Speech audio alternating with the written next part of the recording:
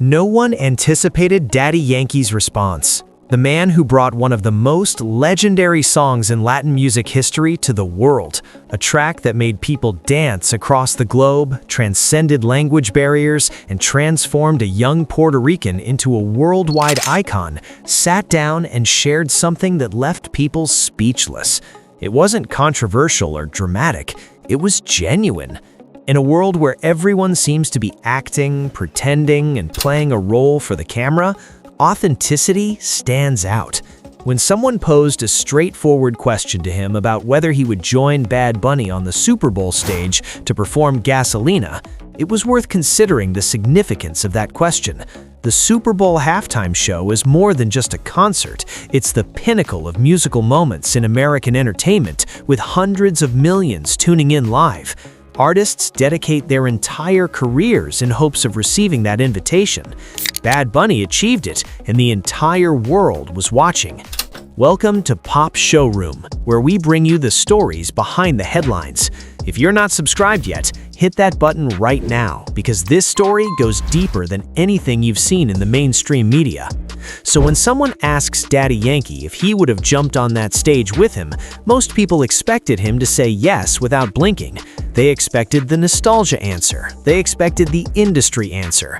But Daddy Yankee is not that man anymore. He looked them dead in the eyes and said no, not right now, because he is on a different mission. Let that sink in for a second. This is the man who built an empire off that sound. Gasolina was not just a hit, it was a culture shift.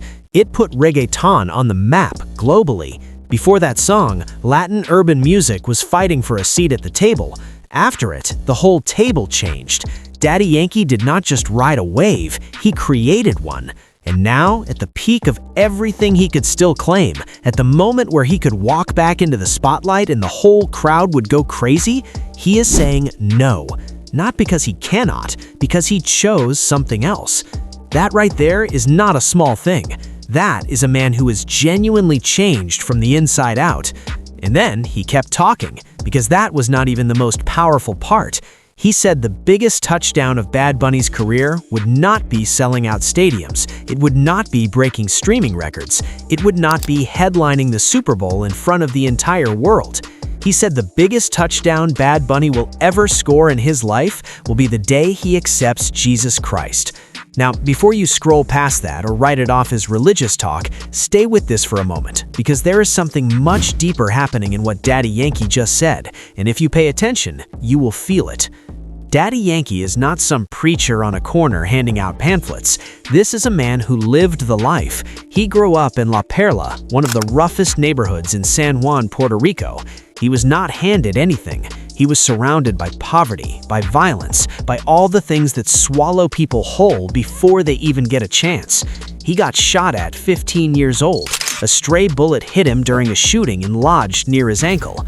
That moment could have ended everything before it even started. But he survived, and he kept going. He built himself from nothing into something that the whole world recognized. He had the money, he had the fame, he had the influence, he had everything the world tells you that you need to be happy. And somewhere in all of that, he found out that none of it was enough.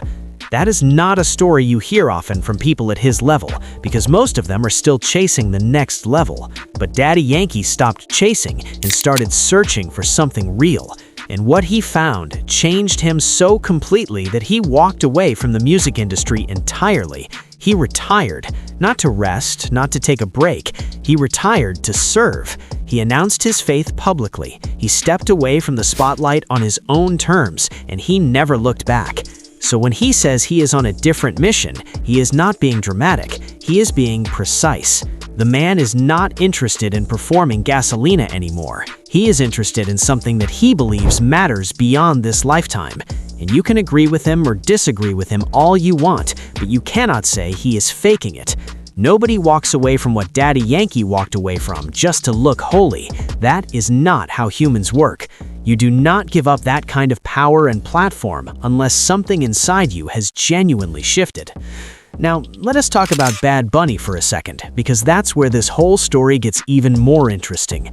Bad Bunny right now is arguably the biggest Latin artist on the planet, maybe one of the biggest artists, period, in any language, anywhere.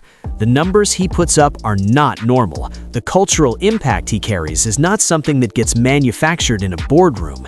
He is authentic to who he is. He is creative, he is bold, and people feel that. His Super Bowl halftime show was a moment. People were talking about it everywhere. It was not just music, it was a statement. But here's what Daddy Yankee sees when he looks at Bad Bunny. He doesn't see the streams, he doesn't see the stadiums, he doesn't see the awards or the magazine covers or the legacy that is already being written. He sees a soul. He sees a young man who has everything the world says is the finish line, and he is speaking from experience when he says that crossing that finish line does not feel the way you think it will, because Daddy Yankee already crossed it. He already stood exactly where Bad Bunny is standing right now, and he is saying with all the love and sincerity of someone who has been there that the greatest moment of Bad Bunny's life has not happened yet, and it won't come from a stage. That is a heavy thing to say out loud. That takes courage, because people don't want to hear that. The world doesn't want to hear that. The world wants to celebrate the performance and move on. But Daddy Yankee sat there and said what he felt was true, regardless of how it would land, regardless of who would agree, regardless of how the internet would react. That is not a man performing for approval.